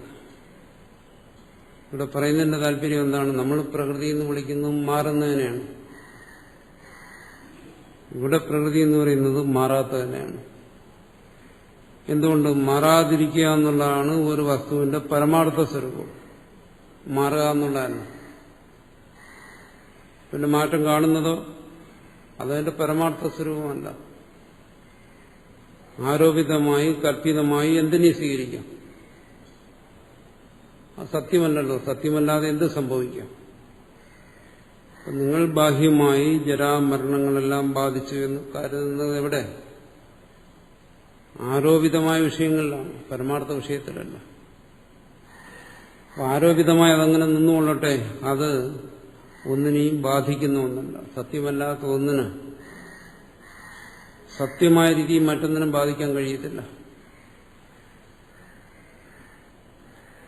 അതുകൊണ്ട് വസ്തുവിന്റെ പ്രകൃതി അത് ജരാമരണങ്ങൾക്കെല്ലാം ഉപരിയാണ്. അത് ആത്മാവ് തന്നെയാണ്. ഏവം സ്വഭാവസന്ധ ധർമ്മ ജരാമരണാദിമിച്ഛന്ത ഇവ ഇച്ഛന്ത രജ്വാമിവ സർപ്പാത്മനി കൽപ്പയന്തഃ ചിവന്തഹേ സ്വഭാവതഃ ചലന്തി. ജീവന്മാർ അവരുടെ പ്രകൃതിയിൽ ഒരു മാറ്റവും സംഭവിക്കുന്നില്ലെങ്കിലും ജരാമരണങ്ങൾ ഉണ്ടെന്ന് ധരിക്കാനാണ് അവരിഷ്ടപ്പെടുന്നത്. സ്വന്തം അനുഭവം അനുസരിച്ച് ബാല്യം, യൗവനം, വാർദ്ധക്യം ഇതെല്ലാം കടന്നു പോകുമ്പോൾ തന്നിൽ ജരാമരണങ്ങൾ വന്നു പ്രാപിച്ചു എന്നവർ കരുതുന്നു. ഏതുപോലെ രജ്വാമിവ സർപ്പം ആത്മനി കൽപ്പയന്തഃ ആരോപിക്കുകയാണ് തന്നെ. തന്റെ പ്രകൃതിയിൽ ഇതൊന്നും ഇല്ലെങ്കിലും തന്റെ പ്രകൃതിയിലേക്ക് ഇതിനേക്ക് ആരോപിക്കുകയാണ് ഉണ്ടെന്ന്. അവരെന്ത് ചെയ്യുന്നു? സ്വഭാവതഃ ചലന്തി.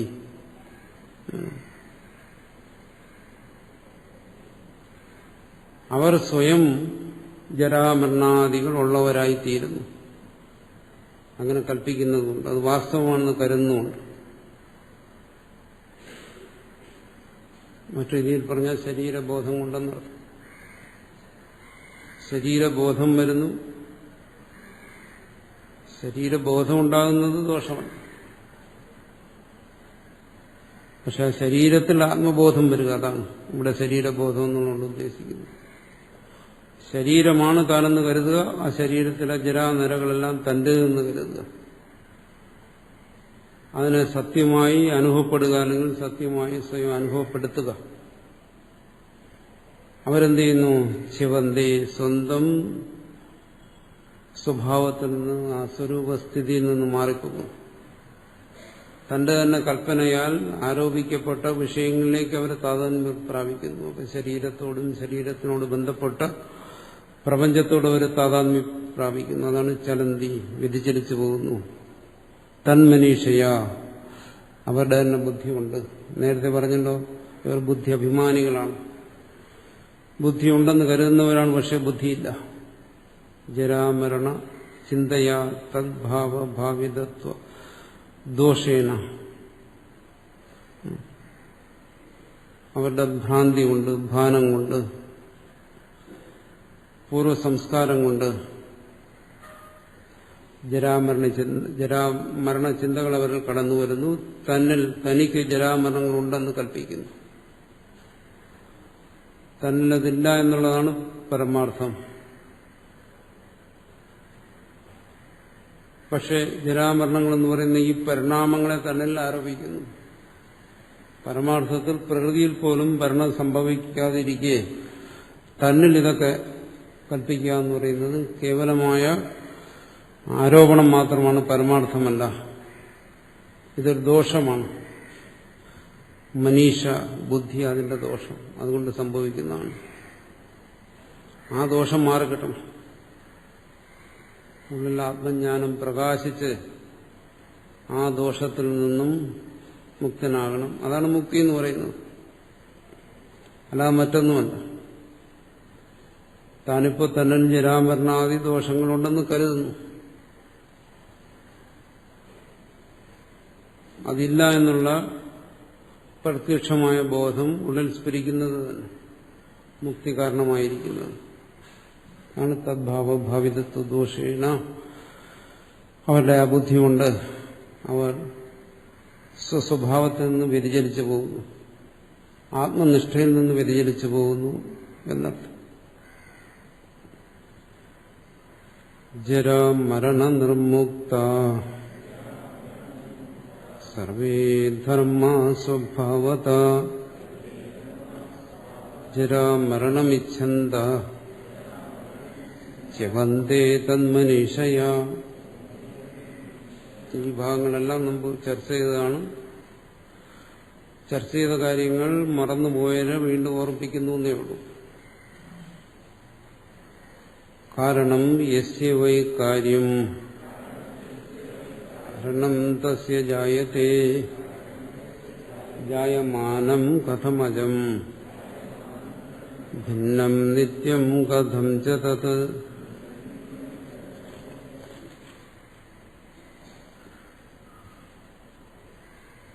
കഥം സജ്ജന്മവാദ്ഭി സാംഗീ അനുപന്നമുച്യതേ ഇത്യാഹ വൈശേഷികഃ.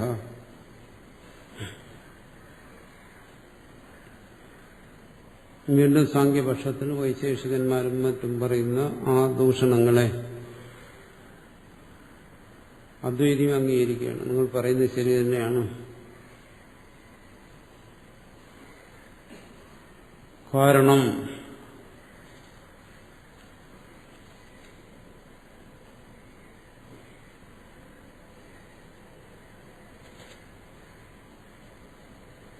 മൃദ്വ ഉപാദാന ലക്ഷണം തസ്യവാദിനോ വൈ കാര്യം കാരണമേവ കാര്യാകാരേണ പരിണമതേ തസ്യവാദിനഃ. അവർ പറയുന്നത് എന്താണ്? കാരണം തന്നെ കാര്യരൂപത്തിൽ പരിണമിച്ചിരിക്കുന്നു എന്നാണ്. രൂപാന്തരപ്രാപ്തി എന്ന് പറയുന്നു. മൃത്ത് തന്നെ ഘടം, പക്ഷെ മൃത്ത് തന്നെ രൂപാന്തരത്തെ പ്രാപിച്ചിരിക്കുന്നു എന്ന് പറഞ്ഞ താല്പര്യം എന്താണ്? തസ്യാജമേവ സത് പ്രധാനാദി കാരണം മഹദാധികാര്യരൂപേണ ജായതേ. പ്രധാനം അല്ലെങ്കിൽ പ്രകൃതി അത് സത്താണ്. അത് മഹത്തത്വം, മഹന്തത്വം, ബുദ്ധിതത്വം, പഞ്ചതന്മാത്രകൾ ഇങ്ങനെ അത് പരിണമിക്കുന്നു എന്നാണ്. മഹദാധികാര്യരൂപത്തിൽ പരിണമിക്കുന്നു എന്നാണ്. മഹദാദ്യാകാരേണ ചേർജായമാനം പ്രധാനം കഥമജമുച്യതേ. പ്രധാനം അങ്ങനെ പരിണമിക്കുകയാണെങ്കിൽ, മാറുകയാണെങ്കിൽ അതിന് അജമെന്ന് അങ്ങനെ പറയാൻ പറ്റും എന്നാ ചോദിക്കുന്നു. വിപ്രതിഷിദ്ധം ഇതം ജായതേ അജം, ജനിക്കുന്നു അജമാണെന്ന് പറയുന്നത് പരസ്പര വിരുദ്ധമായ കാര്യമാണ്. പ്രധാനത്തെ അവർ അജമെന്ന് പറയുന്നു, എന്നാൽ അത് ജനിക്കുന്നു എന്നും പറയുന്നു, മഹദാദി രൂപത്തിൽ പരിണമിക്കുന്നു എന്നും പറയുന്നു. അത് ശരിയല്ല എന്നർത്ഥം. നിത്യം ചതേരിച്ചത് അവർ പറയുന്നു പ്രധാനം നിത്യമാണെന്ന്, അതും ശരിയല്ല. പ്രധാനം ഭിന്നം വിതീർണം സ്ഫുടിതം ഏകദേശേന കഥം നിത്യം ഭവേത് പറയുന്നു. അതിന് നിത്യമായിരിക്കാം, കാരണം അത് സ്വയം നശിക്കുന്നില്ല. പ്രധാനം അതിന്റെ ഒരു ഭാഗം പരിണമിക്കുന്നു എന്ന് പറയാം. സ്ഫുടിതം ഏകദേശേന ഭിന്നം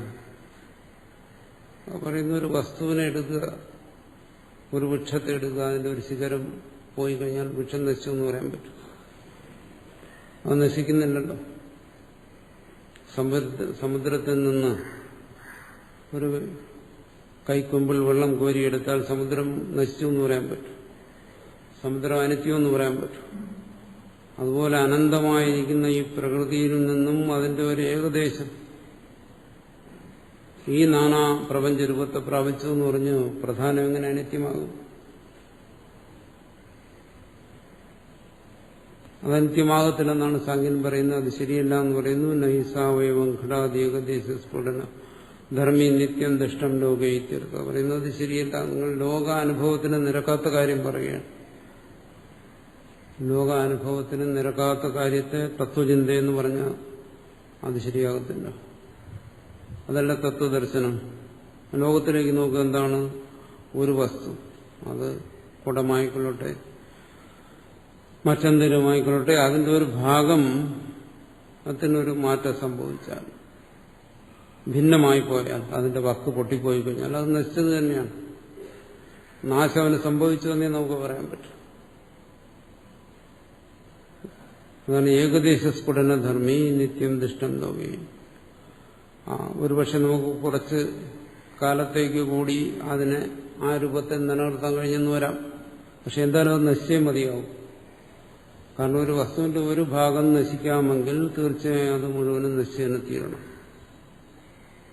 അപ്പോൾ ഈ പ്രകൃതി, അനന്തയായ ഈ പ്രകൃതിയുടെ ഒരു ഭാഗത്തിൽ പരിണാമങ്ങൾ സംഭവിച്ച് ഈ പ്രപഞ്ചം ഉണ്ടായി എന്ന് നിങ്ങൾ കരുതുകയാണെങ്കിൽ തീർച്ചയായും ആ പ്രകൃതി നശിക്കുന്നത് തന്നെയാണ്.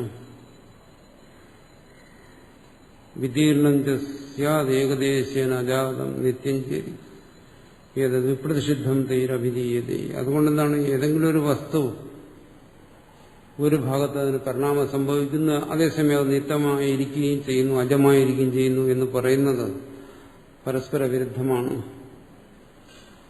അതുകൊണ്ട് പ്രകൃതിയിൽ എന്തെങ്കിലും മാറ്റത്തെ, പരിണാമത്തെ എവിടെയെങ്കിലും നിങ്ങൾ സ്വീകരിക്കുകയാണെങ്കിൽ തീർച്ചയായും പ്രകൃതിയെ അജം എന്ന് വിളിക്കാൻ കഴിയില്ല.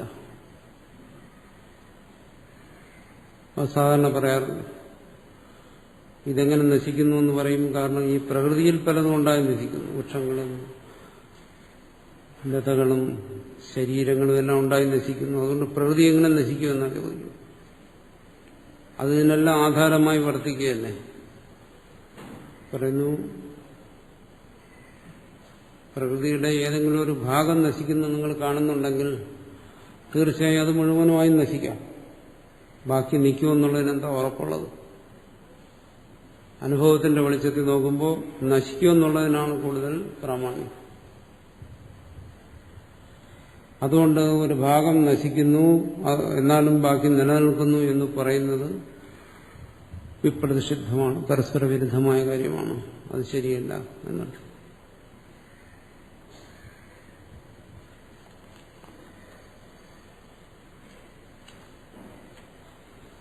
കാരണം യസ്യ വൈ കാര്യം കാരണം തസ്യ ജായത്തെ ജായമാനം കഥം അജം ഭിന്നം നിത്യം കഥം ച തത് കാരണാദിത്യനന്യത്വം അതകാര്യമജം യതി ജായമാനാധിവൈകാര്യാത് കാരണം തേ കഥം ധ്രുവം. വീണ്ടും പ്രകൃതി സത്യമാണെന്ന് പറയുന്നവർ അവരുടെ ചിന്താഗതിയെ ഉപേക്ഷിക്കാൻ തയ്യാറാകുന്നില്ല. അത് പ്രയാസമാണ്. കാരണം ഓരോ ജീവനും അനാദികാലം കൊണ്ട് സമ്പാദിച്ചെടുത്തതാണ് ഈ പ്രകൃതിയിലുള്ള സത്യത്വബോധം. അതിനെ കേവലം ഉപദേശം കൊണ്ടോ അല്ലെങ്കിൽ യുക്തി കൊണ്ടോ ഒന്നും നിഷേധിക്കാൻ എളുപ്പമല്ല. അപ്പോൾ എത്രമാത്രം ഇതിന്റെ അസത്യത്തെ ബോധിപ്പിക്കാൻ ശ്രമിക്കുന്നു ഗുരു അല്ലെങ്കിൽ ശ്രുതി, ശ്രോതാവ് എന്ത് ചെയ്യുന്നു?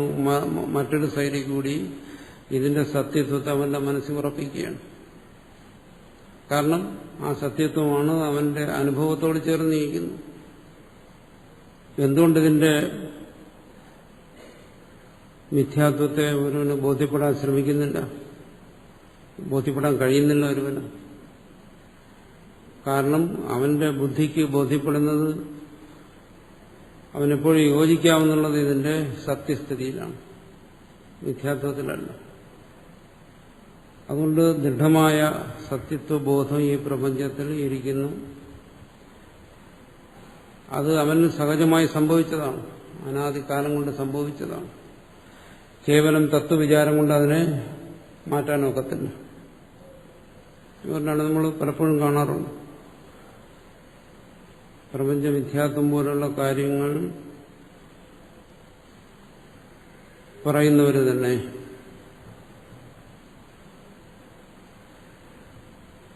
അത്രയും വലിയ തത്വത്തെ മനസ്സിലാക്കി അതിനെ വിശദീകരിക്കുന്നവർ തന്നെ പ്രപഞ്ച വ്യവഹാരത്തിലേക്ക് വരുമ്പോൾ ഇതിനെ സത്യമെന്ന് കരുതി പ്രവർത്തിക്കുന്നത് പോലെയാണ് കാണുന്നത്. ഇതിന് യാഥാർത്ഥ്യബോധത്തോടുകൂടി പ്രവർത്തിക്കുന്നത് പോലെ കാണുന്നു.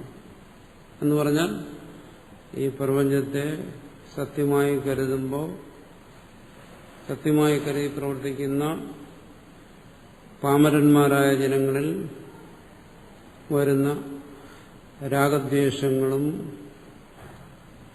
ആസക്തിയും മറ്റും വിജ്ഞന്മാരിലും കാണുന്നു. പാമരനെ പോലെ തന്നെ പാമരനായ ഒരുവനിൽ പ്രപഞ്ചം നിമിത്തമായി രാഗദ്വേഷങ്ങൾ ഉണ്ടാകുകയോ ആസക്തി ഉണ്ടാകുകയോ ചെയ്തു കഴിഞ്ഞാൽ നമുക്ക് മനസ്സിലാക്കാം എന്തുകൊണ്ട്. പ്രപഞ്ചത്തിലുള്ള സത്യത്വബോധം അവനിൽ അങ്ങനെ പ്രവർത്തിക്കും, മറിച്ചൊന്നാകാൻ വഴിയില്ല. അത് സത്യബുദ്ധി വന്നാൽ അതിന് ഇഷ്ടാനിഷ്ടങ്ങളുണ്ടാകും, രാഗദ്വേഷങ്ങളുണ്ടാകും, മമതയും അഹന്തയും മമതയും എല്ലാം ഉണ്ടാകും, സ്വാഭാവികം മാത്രം. പക്ഷെ പ്രപഞ്ചം അസത്യമെന്ന് പറയുന്നവന് ഇത് തന്നെ കാണുന്നു.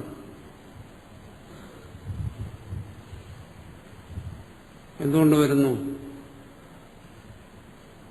കാരണം അതിനാണ് ഇവിടെ ഈ ചർച്ച ചെയ്യുന്നത്.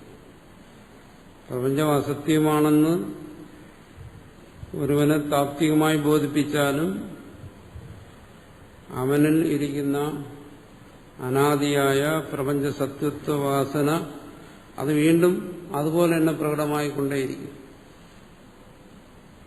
അതാണ് ഈ ചർച്ച നീണ്ടുപോകുന്നത്. ഒരു തരത്തിലത് അസത്യമാണെന്ന് ബോധിപ്പിക്കും, പക്ഷെ അത് കേവലം ഒരു ബോധനം മാത്രമായി നിൽക്കും. അവന്റെ അനുഭവത്തിൽ എന്താണ്? സത്യത്വ ബുദ്ധി നിലനിൽക്കും. കാരണം അതിന്റെ വാസനയാണ് ദൃഢമായിരിക്കുന്നത്. മറ്റത് ക്ഷണികമായിട്ടുള്ള കേവലമായ ഒരു ബോധനം മാത്രമാണ്.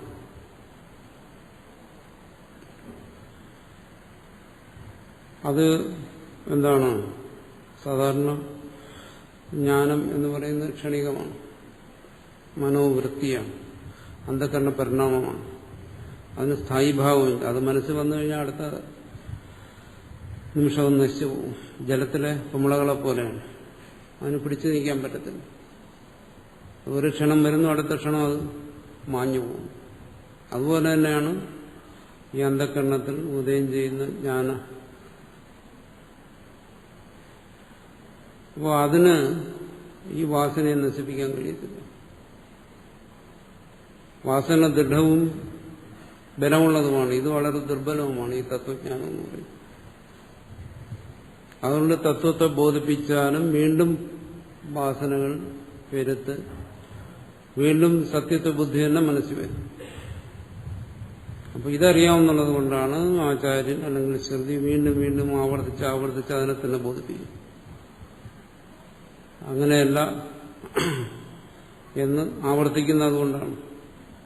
അതാണ് ഇവിടെ പറയുന്നത് ഉക്തസ്യവ അർത്ഥസ്യ സ്പഷ്ടീകരണാർത്ഥം. പറഞ്ഞ കാര്യം തന്നെയാണ്, പക്ഷെ പറഞ്ഞിട്ട് ഫലമില്ല. വീണ്ടും അതിനെ സ്പഷ്ടീകരിക്കുന്നു. എങ്ങനെയാണോ നല്ല പ്രകാശം നല്ല ഇരുട്ടിനെയും മാറ്റുന്നത്, അതാണ് അതിന്റെ സ്പഷ്ടീകരണം. മന്ദമായ പ്രകാശത്തിന് ഇരുട്ടിനെ മന്ദമായി മാറ്റാൻ പറ്റും. വീണ്ടും അവിടെ ഇരുട്ട് കാണും, നിഴല് കാണും. അതാണ് സാധാരണ മനസ്സിന്റെ അവസ്ഥ. അവിടെ നിഴലും വെളിച്ചവും ഒരുമിച്ചിരിക്കും. പക്ഷെ കടുത്ത ഇരുട്ടിനും കടുത്ത വെളിച്ചത്തിനും ഒരുമിച്ചിരിക്കാൻ പറ്റത്തില്ല. നിഴലും വെളിച്ചത്തിനും ഇരിക്കാം. അപ്പൊ വീണ്ടും സ്പഷ്ടീകരണം ആവശ്യമായി വരുന്നു. വീണ്ടും ചർച്ചയെ നീട്ടിക്കൊണ്ടുപോകുന്നു. എന്തിന് എന്നുള്ള ചോദ്യത്തിന് സമാധാനമാണ് ഈ പറയുന്നത്. വീണ്ടും ഇത് തന്നെ പറയുന്നു.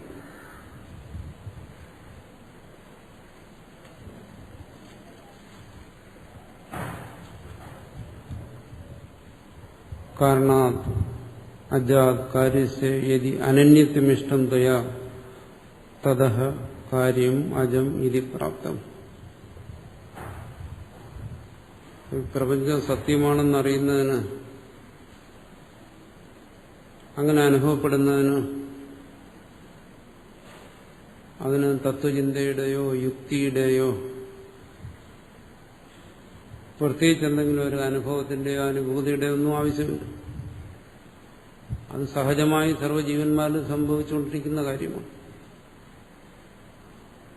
പറഞ്ഞല്ലോ, പ്രകൃതി അതിന്റെ സ്വഭാവത്തെ വെടിയാനും പ്രയാസമാണെന്ന് നമ്മൾ പറഞ്ഞു വരുന്നത്. ഒരു പ്രകൃതിക്കും അതിന്റെ സ്വഭാവത്തെ വെടിയാൻ വയ്യ. അങ്ങനെയാണെങ്കിൽ ഈ മനസ്സിന് അതിന്റെ പ്രകൃതി എങ്ങനെ വെടിയാൻ പറ്റും?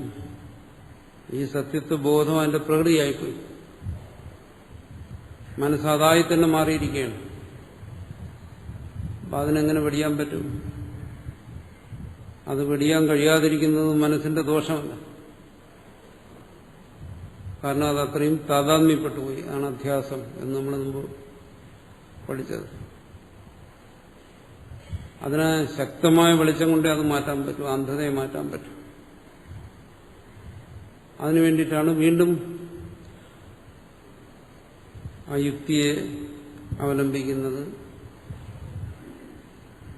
യുക്തിയിലൂടെ അല്ലാതെ ഉറച്ചതിനെ യുക്തിയിലൂടെ മാറ്റാൻ ശ്രമിക്കുന്നു. കാരണാത് അജാത് കാര്യസ്യ യദി അനന്യത്വമിഷ്ടം ത്വയാ തതഃ കാര്യം അജമിതി പ്രാപ്തം. ഇനി പറയുന്നു, കാരണത്തോട് കാര്യം അനന്യമെന്ന് പറയുകയാണ്. കാരണത്തിൽ നിന്ന് കാര്യം വേറെയല്ല എന്ന് പറഞ്ഞാൽ എന്തുവരും? കാരണത്തെ പോലെ തന്നെ കാര്യം അജമെന്ന് വരും. കാരണം കാരണമായിരിക്കുന്ന പ്രധാനം പ്രകൃതി അജമെന്നാണ് പറയുന്നത്. അതിനുണ്ടായ സർവവും അതിൽ നിന്ന് അനന്യമാണ്, ഭിന്നമല്ല എന്ന് പറഞ്ഞാൽ കാര്യവും അജമെന്ന് വരും. ഇതം ച അന്യം വിപ്രതിഷിദ്ധം കാര്യം അജം ചേരി. അങ്ങനെ വന്നു കഴിഞ്ഞാൽ വരുന്ന ദോഷം എന്താണ്? ഇതൊരു കാര്യമാണ്, അത് അജമാണ് എന്നും പറയേണ്ടി വരും. അതാണ് അതിന്റെ യുക്തി. അതും ശരിയല്ല. കിഞ്ച അന്യൻ കാര്യകാരണയോരന്യത്വേ ജായമാനാധിവൈ കാര്യാത് കാരണം അനന്യൻ നിത്യം ധ്രുവം ചത്തെ കഥം ഭവേത്. അത് മാത്രമല്ല, കാര്യകാരണങ്ങൾക്ക് അനന്യത്വം പറഞ്ഞു കഴിഞ്ഞാൽ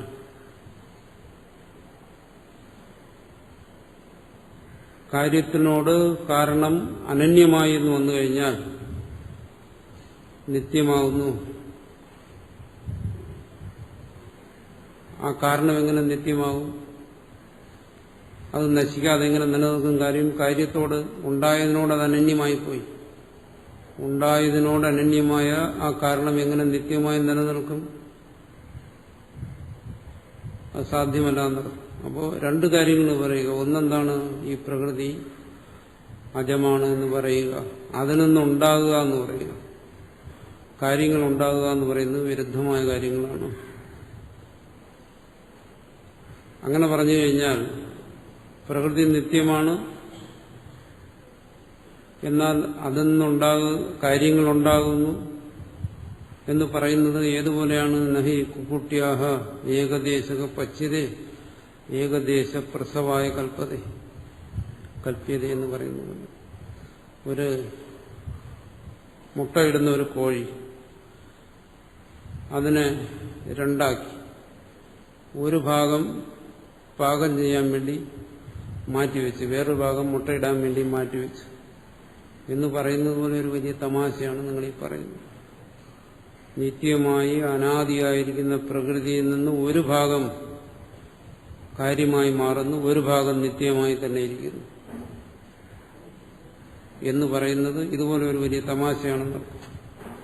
ഒരു ജീവിയെ തന്നെ രണ്ടായി മുറിച്ചിട്ട് ഒന്ന് അതിന്റെ സന്താനങ്ങൾ ഉണ്ടാകുന്നതിന് വേണ്ടി മാറ്റിവെച്ച് ഒരു ഭാഗം പാകം ചെയ്യുകയും ചെയ്തു എന്ന് പറയുന്നത് പോലെ പരസ്പര വിരുദ്ധമായ കാര്യമാണ് നിത്യമായ ഒന്നിൽ നിന്നുള്ള ജന്മം. അനാദിയായ മനസ്സിലത് ഉറച്ചുപോയ കാര്യമാണെങ്കിലും അത് തിരുത്തിയേ പറ്റൂ. ചിന്തിക്കുമ്പോൾ അത് യുക്തിക്കും അനുഭവത്തിനും നിരക്കുന്നതല്ല. അതുകൊണ്ട് അവിടെ ചിന്തിക്കാൻ ആവശ്യപ്പെടുകയാണ്, ഈ പ്രകൃതി എങ്ങനെ നിത്യമാകും, ഇതെങ്ങനെ അജമാകും, ഇതിൽ നിന്നെങ്ങനെ കാര്യങ്ങളുണ്ടാകും? അതൊന്നും സാധ്യമല്ല. അതുകൊണ്ട് അജമായിരിക്കുന്ന ഒന്നേ ഉള്ളൂ, അത് ആ പ്രകൃതിയല്ല, ആ പുരുഷനാണ്. അതിൽ നിന്ന് അനന്യമായി പ്രകൃതി നിലനിൽക്കുന്നു. അത് കൽപ്പിതമായി സത്യമായിട്ടല്ല, ആരോപിതമായി ഈ തുര്യനിൽ പ്രകൃതി നിലനിൽക്കുന്നു. ഇത് ബോധിക്കാൻ വേണ്ടി പറയുകയാണ്. എന്തെങ്കിലും യുക്തി കൊണ്ട് അതിനെ നിഷേധിക്കാനാണ് ഉദ്ദേശിക്കുന്നതെങ്കിൽ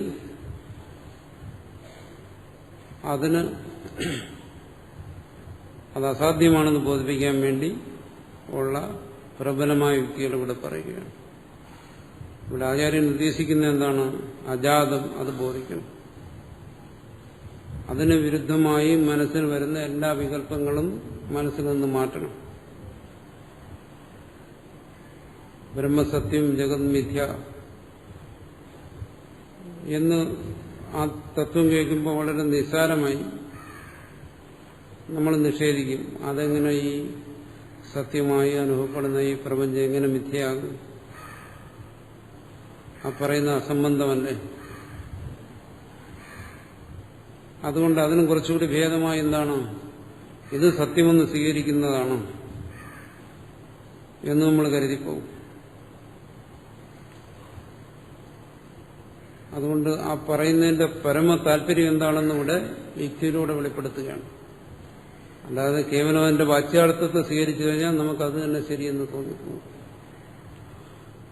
അതിന്റെ താല്പര്യത്തെ ഗ്രഹിച്ചു കഴിഞ്ഞാൽ അത് ഗ്രഹിക്കുന്നതിന് വേണ്ടിയാണത്.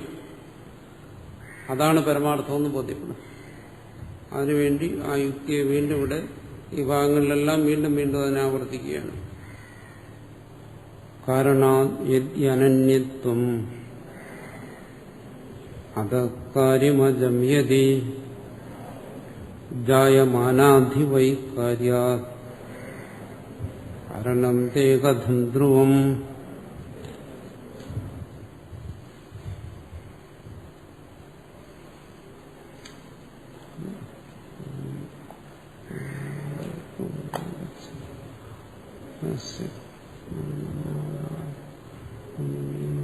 ശിഷ്യ